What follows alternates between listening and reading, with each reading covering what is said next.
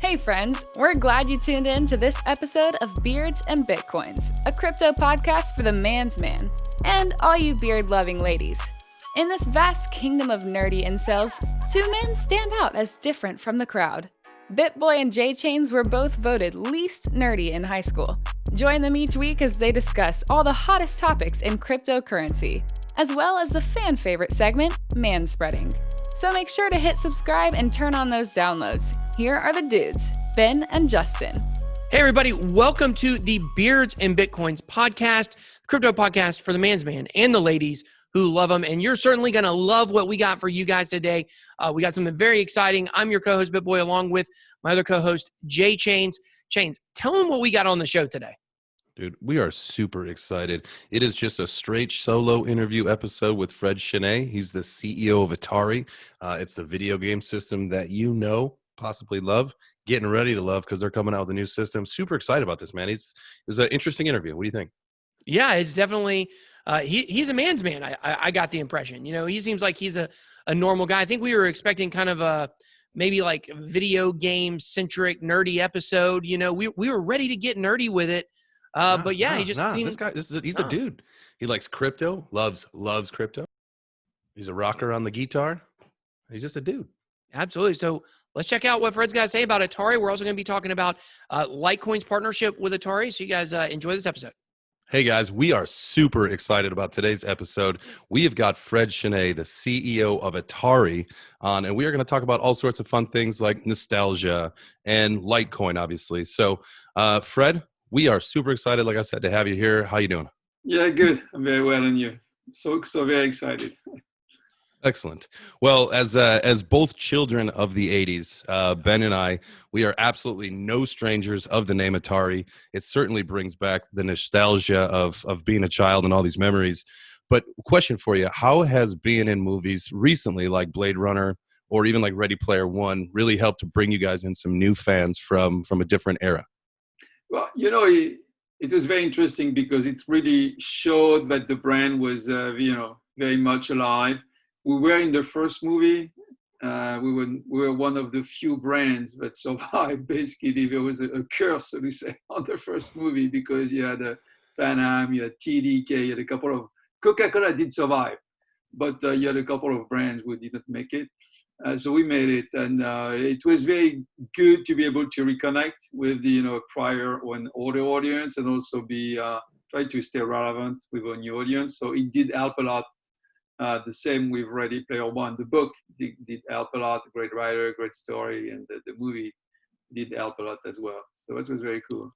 Yeah, I mean the movie, gives you more of the visual. But I myself, this was the first time it's ever happened to me. But the audio book was so much better than the movie was.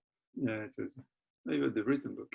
Yeah, that's right. Well, I'm good at reading tweets. I ain't got no time for no books. Okay, so as you can tell, so I thought the movie was pretty good, but it's really cool you guys are involved in that. Or you guys have any other kind of like movie projects you're involved with in the future? Well, we are not really involved. We license the brand. Right now, I'm in conversation with some studios, so to say, to try to make a broader license. Just like you have had, Hasbro and Transformers. Is there someone out there willing to make a movie about asteroids or missile command? Maybe not. We're having conversations, but especially with the virus, things have slowed down, so to say, in Hollywood. So it will come, when the time is right. Yeah, definitely. I mean, things have grinded to a halt everywhere. So I live in Atlanta. A lot of places from LA are starting to talk about, or from Hollywood are talking about coming out here to Atlanta because we're not locked down out here, So, but okay, so let's go back to I really want to hit on the history of Atari because, I remember playing Atari when I was a kid. My favorite game I like to play was the cowboy game. Yeah, the two cowboys on the sides. One moves up, one's down. You got like a stagecoach in the middle. You got to shoot, try to kill the other person. You guys remember that game? Everyone has their favorite game. Yeah. That's very funny for Atari. Yeah, so that was one I loved playing. But like what? So, there's certainly, other video game companies that completely went out of business. You guys have managed to survive. But at that time, you guys were like the prime, you guys were the godfather of video games pretty much. But what kind of happened between then and now to where, you know, like you had these other companies that kind of, you know, moved out in front in terms of console gaming.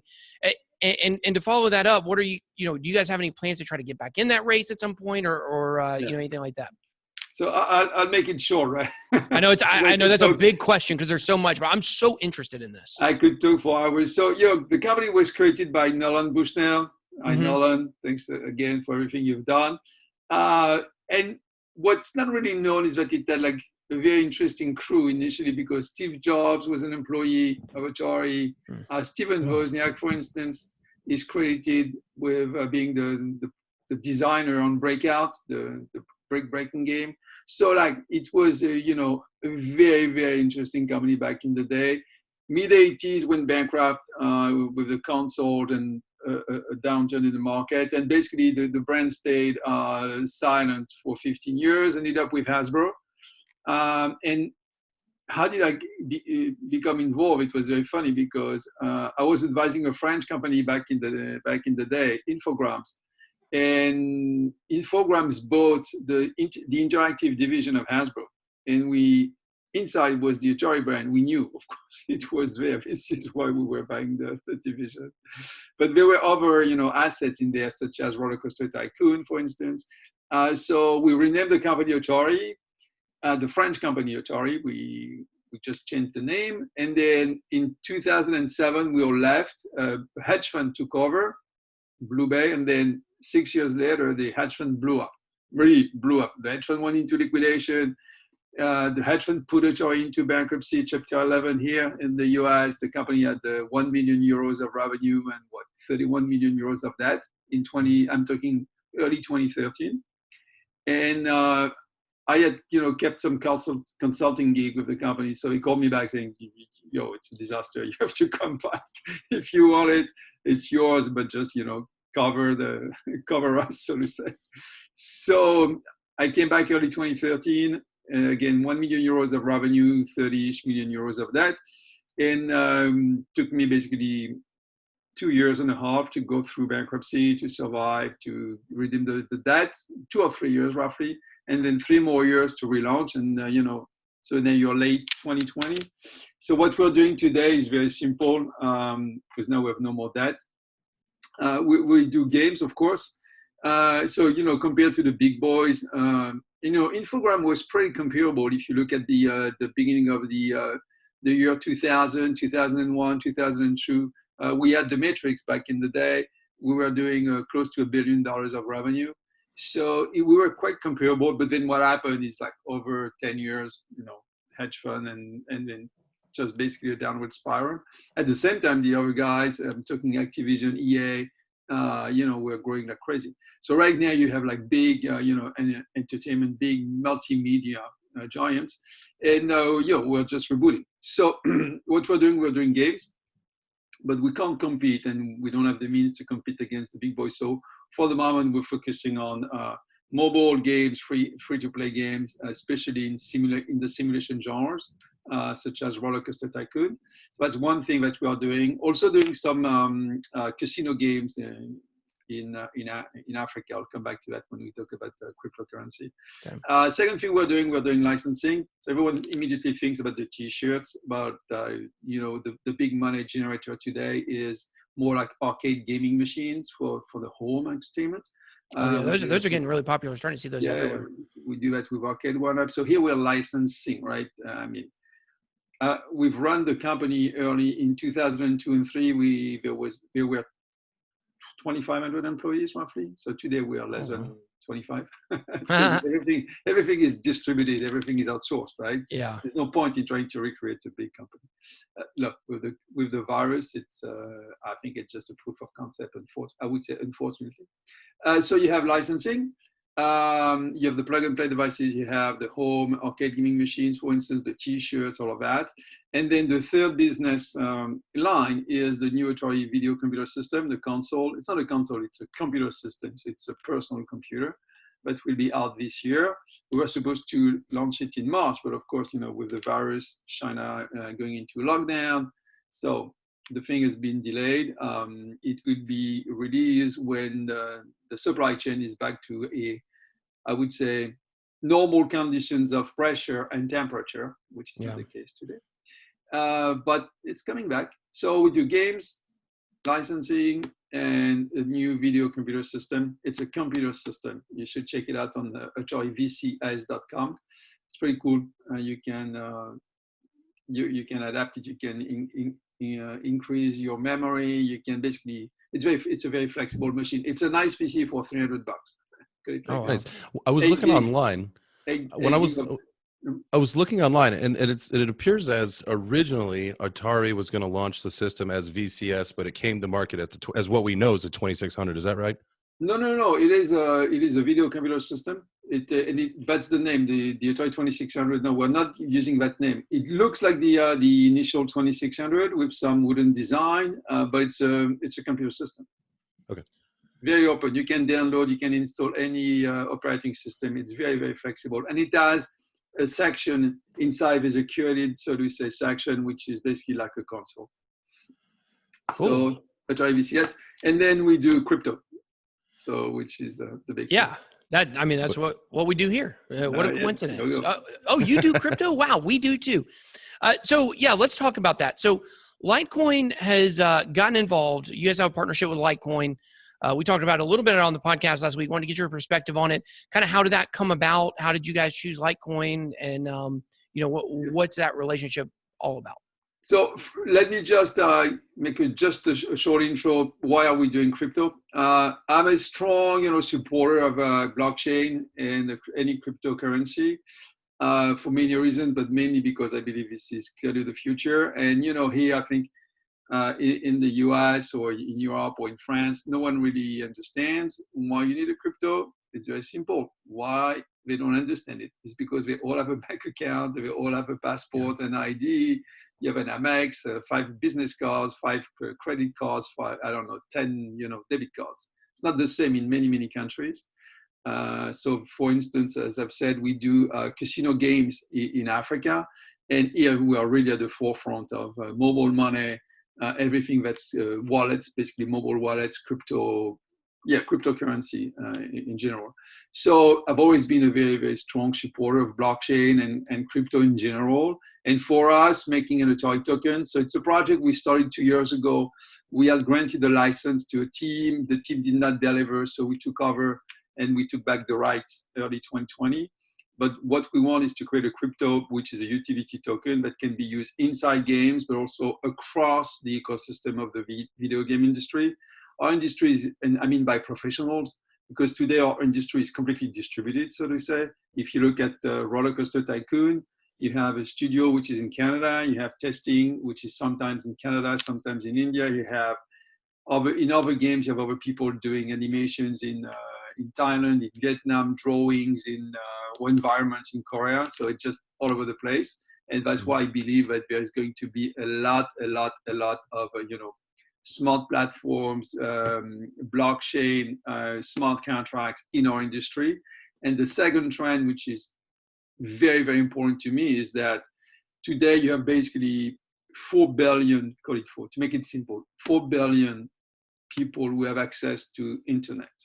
Tomorrow, with all the systems that will be launched, and they will be launched, right? You have the Google one with the balloons, you have not Facebook, you have a SpaceX, you have all Amazon, you have all these systems. I think it's going to jump, again, big numbers, but it's important to set some parameters from 4 to 8 billion people having a high, a very, very good quality, high quality connection to the internet. These guys will never have a bank account because they have no ID, right? They have no address. If you I travel a lot in Africa, for instance, you go to Kinshasa, they have no address. It's just like they have no ID. So these guys will need, the only way for these guys to be, to come out of poverty, so to say, is to go online, work. And I think they can do a lot of work in our industry. So there will be a lot of people that will be interested to work in the industry. So this is why we're doing the token. Now, back to your question about the Litecoin, I think what's interesting at the end of the day is that you all want to have as many users as possible. You'll be successful if your currency, your utility token or whatever is as widely used as possible. And if you go back to, for instance, before the war in the USA, he had what, more than I read more than 2,000 different dollar notes. Yeah. It wasn't Well, $1. before the Civil War. Yeah, before Civil War, you had more than it wasn't $1. You had like lots of US dollars. So maybe if you think about it, I think the way I see it a little bit is you're going to see some very smart platforms with smart contracts, and you're going to be using on that platform. You're going to be using maybe Libra. You're going to be using the Atari Token. You're going to be using, just like you have the Japanese yen. And after that, you will be able. Okay, I'm working here. I'm making this money. Or I'm spending my money there. But I just need to, to exchange my crypto with another crypto. And this is, at the end of the day, this is what's going to happen. So this is why having Litecoin for us is not a competitor. We're all pushing in the same direction, and being able to offer use cases to Litecoin, which is, hey, if you want to buy the Atari token with the Litecoin, great. B, if you want to buy the new Atari video computer system with the Litecoin, more than happy to give a discount. So we'll make a further announcement on this. We have not given the exact date or the exact amount of the discount, but the fact is, yes, we're going to give you a discount because it basically helps the promotion of the cryptocurrencies. But the big thing for me is 4 billion people today, 8 billion people tomorrow. They have to work, and the only way for the most efficient way for them to come out of poverty is to go online, work online, be paid in crypto, and find a way to swap the crypto into their local currency. But it's going to happen. It's going to happen for sure. That's great. Now, do you guys have any of your employees that say, hey, we're so into this, we're believers, can we get paid in crypto versus fiat? So no, not in the US.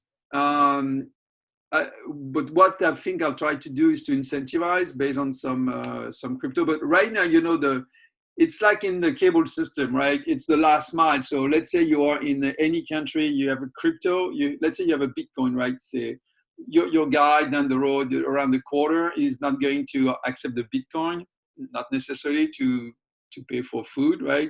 So how do you convert? So basically the crypto to the local crypto fiat, right? Or whatever is accepted downstairs. And I think, your question, you will have a lot of answers, positive answers once that last mile, so we said the last mile or the last stairs issue has been solved, right? For me, that's the most important. You have crypto, it's super easy to open an account. So how do you convert that into Congolese francs? But no one today, I think no one. It's obvious today that, take Venezuela. If the guys had purchased crypto instead of keeping the bolivars, they would be much better off. That's it. Yeah, right. It is what it is. Take Zimbabwe. You look at Iran, right? You have hyperinflation in these countries. I think you're better off holding some Bitcoins. There are so many people are afraid there, though. I mean, I actually have a girl that works for me from Venezuela. She does a lot of my social media stuff, and she is. I asked her. We were doing work through Upwork. That's how I get a lot of my people. And she had an issue on Upwork, so she was like, you know what, I got to move off Upwork. You can pay me PayPal, whatever. And I said, oh, you're in Venezuela. Like, what if I paid you in Bitcoin? Because I know like their currency is super hyperinflated and stuff like that. And she was like, oh no, it's illegal here. I definitely can't take that. I was like very curious to hear, to hear that response from her. So, and that's a reason why people haven't done it in those countries is they're literally afraid of their governments, clamping down on it. Yeah, maybe. But you see, it's going to change. And for the moment, first, even if it's illegal, right, how do we catch them? I don't know. It must be quite difficult. But at the end of the day, either you die or you try to do something, you lose everything. So to say, you don't die initially, but you lose everything. Or you try to, adapt and try to see if there's something more stable. Because you don't have access to the US dollar, right? I mean, you have access, but just like a crazy rate of exchange. I've traveled to Indonesia. I can tell you I was there in 1998 when there was a big crisis. They were all trying to get any US dollar or any dollar from Singapore. They were just not giving away, but they were just trying to sell the rupiahs. It's just like, it's going to change. It's going to come, I think. Yeah, I really like your comparison talking about the introduction of bank. Well, the introduction. That's not a word. You guys like that word? Basically back before the Civil War when they were using banknotes, and then they had the introduction of one banknote. That's what happened. That's how we moved over to the dollar bill, basically. Because I've talked about that a lot because, one of the main reason why they changed that system was because of counterfeit. It was so easy to counterfeit back there. At one time they estimated that it's a crazy number. I think it's like 60% of all bills in the United States were counterfeit. Oh, wow. Yeah, it was nuts. And that's one reason why we switched over to, Federal Reserve System and having one banknote. But with cryptocurrency, we don't need that because it's a, trustless or it's, completely trustworthy system. There's no trust needed because it's all internal with the code and stuff.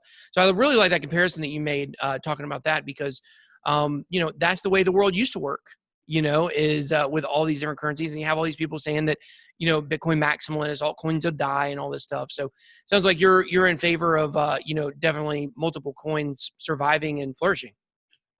I'm not really in favor. I'm just looking at trends and I'm looking when you have 8 billion people. First, look, again, we live. I mean, I'm in New York City. You're in the U.S. We have access to the U.S. dollar, right? It's an exception. If you look at the population on the planet, most of the guys do not have access to the U.S. dollar. It's impossible for them. Right. So it's not like I'm in favor of. No, I'm just looking at the big trends, and I have basically a lot of people who don't have access to the US dollar, like the majority of people today on the planet will never meet any criteria for KYC AML to open, I don't know, like an American Express, to have an American Express card, to open a bank account with JP Morgan. I don't even know if the systems at JP Morgan could handle all of that. Yeah. So my point is not like I'm in favor. I think I'm not sure there's a choice. I'm not saying that it should be, it's an obligation. I'm more saying I am not sure if there's a choice other than allowing, all these digital currency. There will be a set of regulations. Is it country by country, region by region? I don't know. I think it's very important to have at least some guidelines, some safeguards, and because you can have just like in the, to your point, the money was counterfeited before the Civil War. You can have, scams also in the crypto world. So nothing has changed. It's more of the same on that front. But I think you have more tools today to fight. But at the end of the day, I think this is a big trend. So better, push, and if you like it, better facilitate also, the evolution and facilitate access for people to this currency. It's not an obligation. You can always go to your local currency. Look at what's the best for you. Maybe for you don't need crypto. Maybe what's interesting, I would say, is that if you go to countries like emerging countries, if you again back to Africa, it has been shown that the last bill they will default on is the telephone bill, the mobile one. They will always pay no matter what. Yeah, that's a good point. You the got to be in last contact. bill they will default on is the phone bill, because if they have no phone, they have no basically economic life, and they are not part of the new systems, which is a big problem, because it means that if you don't have access to hardware, or if you don't have the money, the most important is access to the phone today and access to the internet. If you go to Kenya, for instance, you can make an online payment. For those of you who are not familiar, basically everything is on the phone, right? Some people use banknotes, but more and more you have Maasai people, they go to the market, and to buy their daily food, they will pay with their phone, right? So what's even interesting is that even if you have no credit, no voice credit, no second, no minute to talk, you can still make a payment, because we'll give you access to the phone and to the online payment system, the pay bill system, even if you have no minute to talk, just because they know it's super important for you. So That's a trend. I think we're just, we don't see it because we live in a system where, look, me, I have passport, I don't know, to to credit cards. I'm not even using them. I know I have access to accounts, and I don't. I passed the KYC AML test. It's more if you think about the population on the worldwide level, I think it's an exception. Yeah, I think. Go ahead. Go. No, I was going to ask a question about the guitars in the background. I see you got some guitars back there. What's your favorite genre of music to rock out to? Yeah, I like classic rock. So it's Springsteen and Nice. the same. There you go. Nice. Last question. I just want to ask, when is the Atari Token? It's not out right now, right? What's the plans for this, and how can people, if they're interested in, loading up on some Atari tokens, how would they do it? So we're doing step by step, right? Right now, there's a website called AtariChain.com. We have a channel on Telegram. Thanks for asking. It's an official Atari channel. I think you can you should be able to see it when we release the podcast, maybe as an insert. So we're just doing it's a long-term project. It's not like a hit and run one. So for the moment, we're working on the private sales. We're working on teaming up as many partners as possible. And we're working on the public sale, which should take place by the end of the summer. That's the plan today. We just want to do the right thing. So we're just checking the boxes one by one. Yeah. As I like to say, things always hit the fan. So we're just, taking them one by one as they come. One down. There's a timeline because, having a timeline is basically the difference between a dream and a project. So yes, there's a timeline because it's a project. It's not a dream. Having said that, we may be early, we may be late compared to these milestones. We communicate as they come. On the AtariChain.com website, you'll find a timeline. This is definitely our objective. Right now, that's the goal. If it changes, we'll let you know, and we'll let the users know as soon as practicable. But right now, this is the best estimate we can give. So we keep working against that. And people are understanding of that, obviously, with timelines and stuff, with kind of the fate of the world changing over the last couple of years. They should be. I have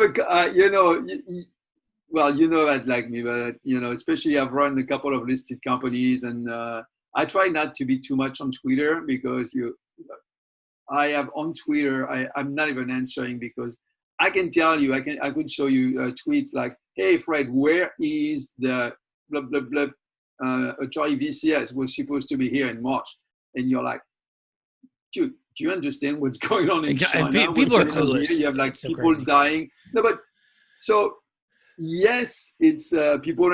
Most of the people understand but as always, the most vocal ones are the ones that everyone remembers, and they are like, oh, look at this. They are, they're late, or people were dying in China. Yeah, like what? Unfortunately, in this country, we're going to cross the 100,000 bar, for the death, which is super sad. So yeah, it's nothing is back to normal today. Everyone is working. Everyone, I can tell you, the team is working from home and working. There's no limit right now. It's just like, unfortunately, you wake up, you go to work. And I made a joke the other day. I said, "Hey guys, it's Good Friday, so everyone can leave the office at 2 p.m." But everyone was already home. That's funny. But it's we'll see. Look, we are as transparent as we're ambitious, we're bold, we're also as transparent as possible. So people should just check out the website and Telegram. And if it's early, it's early. If it's late, it's late. And if it's on time, great. That's it. Well, Fred, it was great talking to you. Likewise. Thank you so much for the opportunity. Stay safe. Absolutely. And good luck. We'll be looking forward to see how Atari Token does. Yeah, and watch the takeoff tomorrow, please. Yep. Take off the SpaceX. Okay, awesome. We'll do That's it. the most important thing tomorrow. Awesome. All right, Fred. Well, thank you so much for joining us. Thank you. You're very welcome. Thanks for the opportunity. Okay, Bye. bye. Thank you for listening to the Beards and Bitcoins Crypto Podcast. If you enjoyed this episode, please make sure you are subscribed on your favorite podcast platform and help us spread the word by sharing your favorite Beards and Bitcoins podcast episodes on your social media. Also, make sure to follow us on Twitter @BeardsBitcoins to participate in the weekly poll, chat, and share fire memes. Oh, and don't forget to visit our website, beardsandbitcoins.com, for more episodes, information, and merch today. See you next time!